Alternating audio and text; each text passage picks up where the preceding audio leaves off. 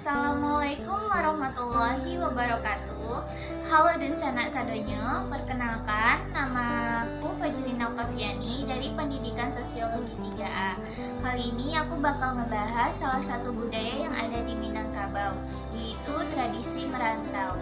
Tradisi merantau pada masyarakat Minangkabau pada dasarnya banyak dilakukan oleh kaum laki-laki. Sesuai dengan pepatah Minangkabau yaitu karantau madang dahulu, babuah bagumo balun. Marantau bujang dahulu, di kampung baguno balun. Maksud peribahasa ini adalah anak laki-laki di Minangkabau merasa lebih baik pergi merantau meninggalkan kampung halamannya karena merasa belum diperlukan di rumahnya. Pepatah tersebut juga merupakan faktor pendorong bagi anak laki-laki Minangkabau untuk pergi merantau mencari bekal di hari tua, baik ekonomi maupun pengetahuan. Lain halnya dengan gadis Minang. Pada zaman dahulu, gadis Minang dianjurkan tetap berada di kampung halaman, tinggal dan menetap di rumah gadang, dan mengelola harta pusaka. Gadis di Minangkabau tidak akan diperbolehkan untuk pergi keluar dari kampung oleh sanak familinya, kecuali jika dia sudah menikah, maka tanggung jawab penuh sudah diserahkan kepada suaminya. Namun demikian, pada zaman sekarang, perempuan-perempuan di Minangkabau pergi merantau untuk menuntut ilmu.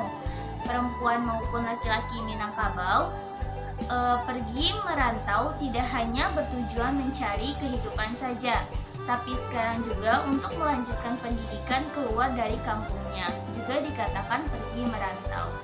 Tradisi merantau masyarakat Minangkabau ditinjau dari 4 faktor, di antaranya yang pertama, merantau dengan kemauan sendiri. Merantau dengan kemauan sendiri merupakan merantau yang tidak dipaksakan oleh tuntutan orang tua ataupun dari mama, tetapi sudah ada dorongan dari dalam diri anak laki-laki di Minangkabau.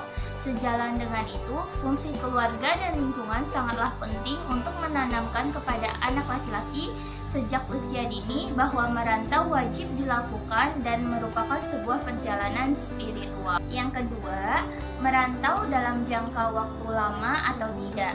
Merantau sangat berbeda dengan kunjungan biasa, disebabkan merantau sendiri dilakukan dengan adanya tujuan dan sebagai perjalanan spiritual. Masalah waktu merantau itu kembali lagi kepada personal perantau itu sendiri. Tetapi para perantau orang Minangkabau masih dikenal dengan pepatah saat tinggi-tingginya tabang bangau pulangnya kakubangan juo. Maksudnya sejauh-jauhnya orang Minangkabau pergi merantau pada akhirnya akan kembali juga ke kampung halamannya.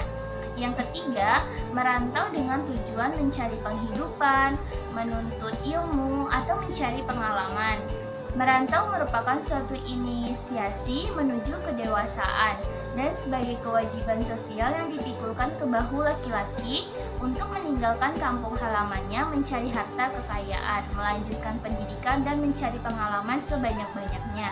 Jika keluarga di kampung hidup miskin, maka merantau salah satu peluang untuk mengubah nasib. Sejalan dengan itu, ilmu yang diterima ketika merantau adalah waktu di mana saatnya untuk mengaplikasikannya serta menangkap pengalaman baru yang digunakan sebagai bahan adaptasi di tempat perantauan. Keempat, merantau dengan maksud kembali pulang. Merantau bersifat sementara dan berorientasi kembali ke kampung asal. Merantau dalam perspektif Minangkabau juga mengharuskan seseorang yang merantau kembali ke kampung halamannya. Biasanya hal ini dilakukan ketika seorang perantau sudah menemukan kesuksesan dalam perantauannya. Tujuan dari kembali seorang perantau ke kampung halamannya adalah untuk membangun kampung halamannya menjadi lebih baik.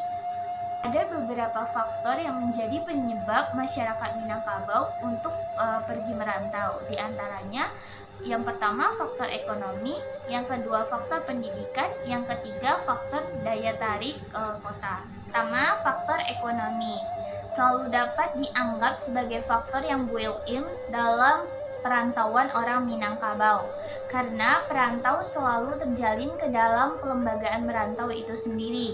Salah satu alasan primordial untuk pergi merantau adalah perjuangan ekonomi.